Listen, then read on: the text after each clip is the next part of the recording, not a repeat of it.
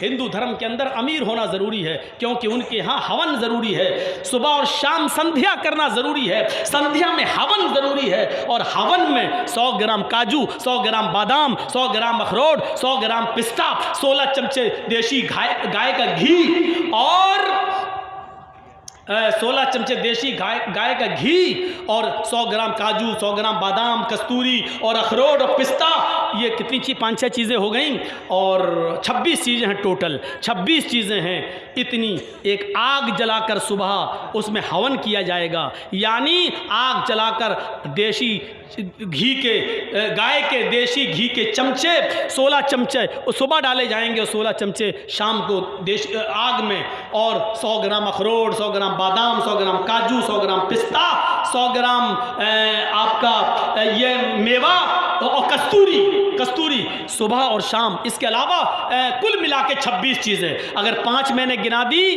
तो 21 चीज़ें और हैं, 6 अगर हमने गिना दी तो 20 चीज़ें और हैं। ये 26 चीज़ें सुबह और 26 चीज़ें शाम को आग के हवाले करो। और आगे लिखा हुआ है अगर ये नहीं करोगे तो अधर्मी और पापी होकर मरोगे। और आगे लिखा हुआ ये अमीर को भी करना, गरीब को भी करना है। एक रिक्शा चलाने वाला 16 चमचे देशी घी कहाँ से लाए सुबह और 16 चमचे देशी घी शाम को कहाँ से लाए? 100 ग्राम अखरोट, 100 ग्राम बादाम, 800 रुपये किलो बादाम मान लो तो 80 रुपये का बादाम, 800 रुपये किलो अखरोट मान लो तो 80 रुपये का अखरोट, 800 रुपये किलो अगर काजू मान लो तो 80 रुपये का काजू। और कस्तूरी 1 तोला 10 ग्राम, 10 ग्राम कस्तूरी 1000, बहुत कम बता रहा हूं तो 1000, वरना ओरिजिनल कस्तूरी तो मिलेगी ही नहीं। और वह ओरिजिनल चाहिए सुबह और इतनी शाम को। और साफ लिखा अमीर भी करे गरीब भी करे, वरना धर्मी होकर मरोगे, पापी होकर मरोगे। मुझे बताओ कौन कर पाएगा ये? इसलिए इन सारी चीज़ों को छोड़कर एक नारियल का गोला ले लिया है हमारे हिंदू भाइयों ने। कहीं जाते उठा के फोड़ दे, नई गाड़ी ली, उसको चलाने से पहले नारियल फोड़ दिया, वो सबका हम वजन करके नारियल ले लिया का बस ये इसमें काम चला रहे हैं। वरना यकीन मानिए सिर्फ नारियल नहीं है, इन 26 चीज़ों में नारियल भी शामिल है, लेकिन सबको अलग करके सिर्फ नारियल ले लिया गया है। तो हिंदू धर्म में अगर ज़िंदा रहना है तो अमीर बन जाओ। अगर अमीर होगे तो तुम इतनी पूजा कर सकते हो, वरना नहीं। और ईसाई धर्म का मुताला करो बाइबिल, तो उसमें लिखा हुआ है गरीब होना पड़ेगा। जीसस ने पितरस से कहा अल्लाह की राह में सारा माल लुटा दो। ईसा की नज़र में पितरस वही हैसियत रखते हैं जो अल्लाह के रसूल की नज़र में अबू बकर सिद्दीक। उठना बैठना पितरस का ईसा के साथ था। जीसस ने कहा, ईसा ने पितरस अल्लाह की राह में सारा माल लुटा दो। पितरस ने कहा बड़ी मेहनत से कमाया, सारा माल लुटा दो? अच्छा आधा गरीबों में दे देता हूँ, आधा अपने पास। तो ईसा अलैहिस्सलाम ने सुई निकाली, बाइबिल में लिखा है एक सुई निकाली और सुई के सुराख को दिखाते हुए कहा पितरस इस सुई के सुराख को देखो। कहाँ? इसमें से ऊंट को अगर दाखिल किया जाए तो हो जाएगा? पितरस ने कहा नहीं। कहा सुनो, अल्लाह की इस सुई के सुराख से ऊंट दाखिल हो जाए ये मुमकिन है, ऊंट चला जाए मुमकिन है, लेकिन कोई अमीर अल्लाह की जन्नत में दाखिल हो जाए मुमकिन नहीं है। यानी ऊंट सुई के सुराख से जाना आसान है, अल्लाह की जन्नत में किसी अमीर का जाना आसान नहीं, जब तक कि सब नहीं लुटाओगे। पितरस ने कहा अच्छा ठीक है, मुझे 2 दिन की मोहलत दीजिए। ईसा अलैहिस्सलाम ने 2 दिन की मोहलत दी। उसके बाद पितरस फिर लौट कर ईसा अलैहिस्सलाम के पास नहीं आया। यहाँ ईसा का मुकाबला देखो, पितरस 2 दिन के बाद नहीं आया। और गालिबन ग़ज़वा तबूक के मौके पर अल्लाह के रसूल ने जब सहाबा से कहा अपने अपने घर का माल लेकर आओ, तो सारे सहाबा माल ले आए। अल्लाह के नबी ने हज़रत अबू बकर से पूछा घर में क्या छोड़ा? क्या कहते हैं सारा सामान उठा लाया। पूछा घर में क्या छोड़ा? तो क्या कहा? अल्लाह और उसके रसूल की मोहब्बत घर में छोड़ के आए। ईसा का पितरस देखो, वो चला गया फिर लौट के नहीं आया। और यहाँ अल्लाह के नबी ने हुक्म दिया तो अबू बकर अपने घर का सारा सामान ले आए। मेरे भाइयों, हुक्म पर मर मिटने वाले जो मोहम्मद रसूलुल्लाह को मिले वो किसी और नबी को नहीं मिले। इस्लाम दीन मुअतदिल है। ये नमाज पढ़ने का हुक्म तो देता है, लेकिन 24 घंटे तस्बीह पढ़ते रहना और अपनी बीवी बच्चों के लिए बिल्कुल न कमाना और एक जगह खानकाह में बैठने की इजाज़त नहीं देता है।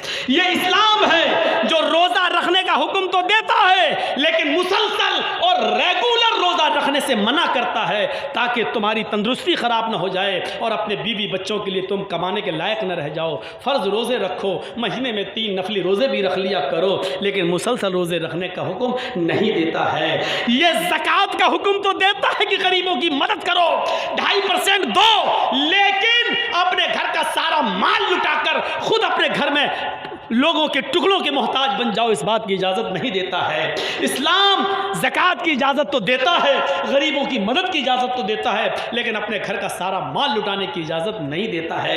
इस्लाम हज करने का हुक्म तो देता है, लेकिन ये नहीं कहता कि हज करने के लिए तुम्हारे पास कुछ नहीं है तो अपना घर बेच दो, अपनी दुकान बेच दो और बेच कर हज करने के लिए जाओ, इस बात का हुक्म नहीं देता है। मेरे भाइयों, ये इस्लाम दीन मुअतदिल है, दीन एतदाल है।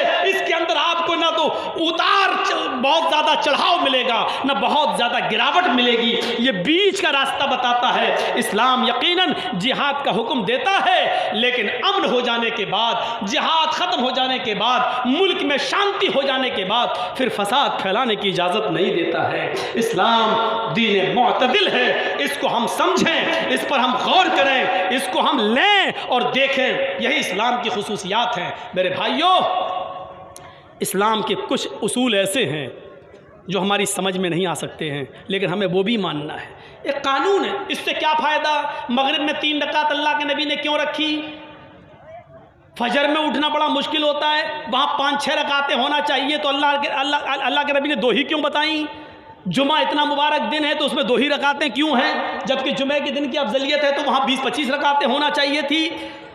कोई ज़रूरी नहीं है हमारी अक्ल वहाँ तक पहुँचे, लेकिन हमें फॉलो करना है, चाहे फ़ायदा समझ में आए या ना आए। कभी आपने गवर्नमेंट से सवाल किया है? ट्रैफिक नियम बने हुए हैं, कभी देखा आपने?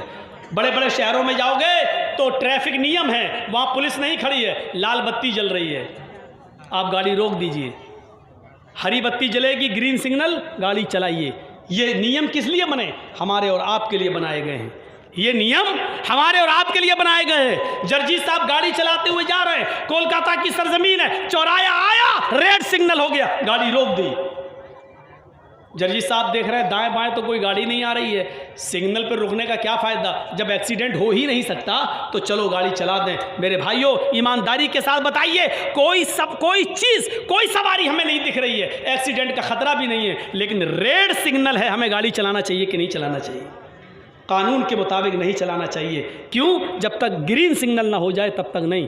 हमारी अक्ल कहती है कोई फ़र्क नहीं पड़ता, चलाओ, क्योंकि कोई एक्सीडेंट का ख़तरा ही नहीं है, आगे कोई सवारी आ ही नहीं रही है। लेकिन लखनऊ में जहां इस वक्त हम रह रहे हैं मेरे भाइयों, वहाँ पुलिस नहीं खड़ी है, लेकिन गाड़ियों के नंबरों को अकाउंट से जोड़ दिया गया है, हमारे बैंक के अकाउंट से जोड़ दिया गया है। आपने जैसे रेड सिग्नल क्रॉस करके तोड़ा, फ़ौरन आपके मोबाइल में मैसेज आ जाएगा, 500 रुपये चालान आपका कट गया है।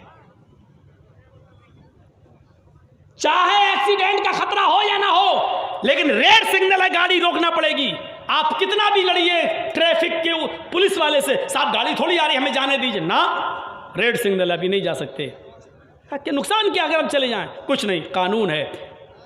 जुमे में 2 रकात क्या है? हमें नहीं, क्यों है हमें नहीं मालूम, हमारे नबी ने कानून बनाया, हमें फॉलो करना है। फजर में 2 रकात क्यों है? हमें मानना है। गंदगी ज़मीन पर चलते हुए मोजे में नीचे लगेगी, लेकिन मसा ऊपर करने का हुक्म दिया है, नीचे क्यों नहीं? हमें मानना है। हालांकि लोगों ने इसके जवाब दिए हैं, लेकिन हमें जवाबात से मतलब नहीं, हमें मतलब सिर्फ ये है कि हमारे नबी ने जो कानून हमें बना दिया है, हमें मानना है। मक्खी खाने पीने की चीज़ में गिर जाए, उसको पूरा डुबो दो, साहब पूरा डुबो दो, हाँ, जब तक वो मर ना जाए उसको डुबो दो, जब मर जाए तो उसको निकाल के फेंक दो, फिर पीने वाली चीज़ पी लो या खाने वाली चीज़ खा लो। अगर आपका दिल कराहियत ना करे तो, लेकिन वो चीज़ हलाल है, खा सकते हैं, लेकिन पूरा डुबोने का हुक्म है। ऐसा मक्खी भी जिंदा निकाल के फेंक दो, पूरा डुबो दो, भर जाने तक इंतज़ार करो। हमारी समझ में नहीं आ रहा ना आए, हालांकि इसका तिब्बी फ़ायदा है, लेकिन अगर हमारी समझ में नहीं भी आता है तब भी कोई फ़र्क नहीं, हमारे नबी ने कानून बनाया, हमें फॉलो करना है, ट्रैफिक नियम की तरह। जैसे रेड सिग्नल है लेकिन एक्सीडेंट नहीं हो सकता है, फिर भी हमें रुकना है, अगरचे कोई ख़तरा नहीं है फिर भी रुकना है, क्योंकि कानून है और कानून हमारे फ़ायदे के लिए बनाए गए हैं। हमें कोई नुकसान या फ़ायदा हो या ना हो, अल्लाह के रसूल ने यह कानून बनाया, हमें मानना है, क्योंकि अल्लाह के रसूल सल्लल्लाहु अलैहि वसल्लम को कि हर काम में मसलियत है। ये अलग बात है कि हम वहाँ तक पहुँच पाएँ या ना पहुँच पाएँ, हमारी अक्ल वहाँ तक जा सके या ना जा सके, लेकिन फ़ायदा ज़रूर होगा, मसलिहत ज़रूर होगी, हमें मानना है। एक चीज़ और बता दूँ, कुरान कहता है या अय्युहल्लज़ीना आमनु उदखुलू फिस्सिल्मि काफ़ा, पूरे दाखिल हो जाओ। 2-4 नमाज़ें पढ़ ली, मुसलमान बन गए। 2-4 रोज़े रख लिए, मुसलमान बन गए। सब कौन है? मोहम्मद असलम, मोहम्मद जर्जीस, मोहम्मद अकरम। नहीं, ये बिजली का खंबा लगा है, मान लीजिए अभी इस पर तार नहीं दौड़ाए गए हैं, लेकिन आपके गांव में बिजली का पोल लगा हुआ है, बिजली का खंबा लगा है, इस पर बहुत जल्दी तार दौड़ेंगे, गांव में बिजली आना है। लेकिन इसी बिजली के खंबे के पास आम का एक पेड़ है, आम का एक पेड़, हवा चली, आंधी आई, चंद पत्ते टूटकर बिजली के पोल पर, बिजली के खंबे पर चिपक गए। तो आप उस बिजली के खंबे को क्या कहोगे, बिजली का खंबा या आम का पेड़? बताइए। तनवीर ज़की मदनी साहब ने हाथ उठवाया, हम पूछ रहे हैं आपसे, उस खंबे पर, बिजली के पोल पर आम के 5-6-10 पत्ते चिपक गए, आप उसको क्या कहोगे, बिजली का खंबा या आम का पेड़? बिजली का खंबा। आम का पेड़ क्यों नहीं कह रहे हो? उस पर तो पत्ते चिपके हुए हैं, नहीं कह सकते हो। क्यों? क्योंकि आप जानते हो कि चंद पत्तों के खंबे पर चिपक जाने से बिजली का खंबा आम का पेड़ नहीं बन सकता है। आम का पेड़ तभी आम कहलाएगा जब वो अपनी जड़ में भी आम हो, अपनी शाखाओं में भी आम हो, अपने पत्तों में भी आम हो और अपने फल में भी आम हो, तब उसको आम का पेड़ कहोगे। और जब 2-4 पत्ते के चिपक जाने से बिजली का खंबा आम का पेड़ नहीं हो सकता, तो आपकी और हमारी 2-4 नमाजें हमें मुसलमान कैसे बना सकती हैं? 2-4 रोजे हमें पूरा मुसलमान कैसा बना सकते हैं? जब बिजली के खंबे पर लगे हुए 2-4 पत्ते बिजली के खंबे को आम का पेड़ नहीं बना सकते हैं। आम का पेड़ तभी आम का होगा जब वो जड़ में भी आम हो, शाखाओं में भी आम हो, ब्रांच में भी आम हो, पत्तों में भी आम हो, फल में भी आम हो। आप मुसलमान उस वक्त कहलाओगे जब आपकी जड़ में इस्लाम हो, आप उठें तो इस्लाम छलकता हो, आप बैठें तो इस्लाम छलकता हो, आप चलें तो इस्लाम छलकता हो, आप खाएं तो इस्लाम छलकता हो, आप इबादत करें तो इस्लाम टपकता हो, आप शादी और ब्याह करें तो इस्लाम नज़र आता हो, आपकी जड़ भी इस्लामी हो, उसमें लगने वाले पत्ते भी इस्लामी हो और उसमें फल भी इस्लाम का लगा हो, तब आप पूरे मुसलमान कहलाएंगे। तो इसीलिए कुरान ने कहा उदखुलू फिस्सिल्मि काफ़ा, 2-4 वक्त के नमाजी मत बनो, इस्लाम के अंदर पूरे के पूरे दाखिल हो जाओ, अपने जड़ के साथ मुसलमान बनो, जड़ के साथ। इस्लाम के साथ हमारा ताल्लुक़ पानी और पत्थर की तरह नहीं होना चाहिए। ये एक जग है, मान लीजिए, इसमें एक पत्थर हमने डाल दिया, दो दिन के बाद देखेंगे आप पत्थर भी दिख रहा, पानी भी, पत्थर निकाल के आप अलग कर दीजिए। जब चाहा पत्थर को अलग कर दिया, 2 दिन के बाद भी पत्थर को अलग फेंक दिया। इसका मतलब क्या है? ना पानी ने पत्थर को एक्सेप्ट किया, ना पत्थर ने पानी को जज्ब किया। यही तो मतलब हुआ। आपने पत्थर डाला जरूर था, लेकिन न तो पत्थर पानी पे चढ़ा, न पत्थर पे पानी चढ़ा, पत्थर को निकाल के आपने फेंक दिया। ये मामला नहीं होना चाहिए कि जब चाहो तब इस्लाम हमसे निकाल दो, जब चाहो तब हम इस्लाम में दाखिल हो जाएं। नहीं, हमारा मामला इस्लाम के अंदर ऐसा होना चाहिए, इस्लाम के साथ पानी और रंग का। जलेबी खाते हैं, रंग होता है ना उसमें खाने वाला, कलर, लाल रंग का कलर लाए, पानी में डाल दिया, 2 मिनट के अंदर आप देख लीजिए उसमें घुल जाएगा। पीला कलर लाए, पानी में घुल गया। अब पानी से रंग को आप अलग करके दिखाइए, आपके बाप भी अलग नहीं कर पाएंगे। पानी में रंग डाला, पानी ने रंग को अपने अंदर जज्ब कर लिया और रंग ने भी पानी को अपने अंदर अपना रंग दे दिया। अब पानी से रंग को अलग करना चाहो नहीं होगा, रंग से पानी को अलग करना चाहो तो नहीं होगा। इस्लाम के साथ हमारा ये मामला हो, जब हम मुसलमान हैं तो इस्लाम हमसे निकाला जाए तो ना निकले, इस्लाम से हमको दूर किया जाए तो ना हो, यानी हर हाल में मुसलमान रहें। हजरत बिलाल के सीने पर पत्थर रख दिया जाता था, लेकिन इस्लाम इनके दिल से नहीं निकलता था। अहद अहद अहद। सुमैया रज़ी अल्लाह ताला अन्हा के अंदामे निहानी में नेज़ा डाल दिया गया और चीख रही है सब्बित कदमी जाला दीनिक या रहमर राहिमीन। अल्लाह मुझे मेरे दीन पे साबित कदम रखना, दुश्मन बहुत हैं, मुझसे मेरा दीन छीनना चाहते हैं, अल्लाह ऐसे हालात में मुझे साबित कदम रखना। उसने 2 ऊँट मंगवा कर सुमैया के पैरों को 2 ऊँटों से बांध कर एक को पूरब और एक को पश्चिम की तरफ भगा दिया, लेकिन सुमैया सुमैया ने अपने जिस्म के 2 टुकड़े करना गवारा कर लिया, लेकिन इस्लाम सुमैया के दिल से नहीं निकला और सुमैया से इस्लाम नहीं निकला। इस्लाम के साथ हमारा ये मामला होना चाहिए, न के पत्थर की तरह। जब शादी हुई तो मोटरसाइकिल मांग ली। नाम क्या है? ज़ियाउल हक। नाम क्या है? मोहम्मद जर्जीस। नाम क्या है? मोहम्मद असलम। हम अपने जड़ में भी मुसलमान रहें, अपने शाखाओं में भी मुसलमान हों, अपने पत्तों में भी मुसलमान हों, और हमारे फलों में भी इस्लाम लग रहा हो, तब हम पक्के मुसलमान हैं। तो मेरे प्यारे साथियों, इन चंद मिसालों से मैंने इस्लाम को समझाने की कोशिश की है। 10 बजे जलसा ख़त्म होना था, हमने 10:37 दे दिया। मुतीउर रहमान साहब का जलसा ऐसा ही होता है, दिल्ली की कॉन्फ्रेंस हो जाती है, 5-5 मिनट 10-10 मिनट सबको टाइम देना पड़ता है। ताल्लुकात इतने वसी हैं कि सबको आना पड़ता है। MLA भी आ जाते हैं, MP भी आ जाते हैं, सब लोग आ जाते हैं। तो मेरे भाइयों, बहरहाल कम ही सही, लेकिन इस्लाम के ताल्लुक़ से जो बयान दिया गया है, अल्लाह से दुआ करता हूँ कि बारे इलाह ये इस्लाम हमारे अंदर पूरा का पूरा दाखिल फरमा दे, और इस्लाम के अंदर हमें पूरा का पूरा दाखिल कर दे, और इस्लाम हमारे अंदर पूरा का पूरा दाखिल कर दे। शॉर्ट में इतनी ही दुआ काफ़ी कि इलाहुल आलमीन, जब तक तू हमें ज़िंदा रख, इस्लाम पे रखना, और जब हमारा ख़ात्मा हो तो ईमान पर हमारा ख़ात्मा फरमाना। वमा अलैना इल्लल बलागुल मुबीन व आखिरु दअवाना अनिल हम्दुलिल्लाहि रब्बिल आलमीन।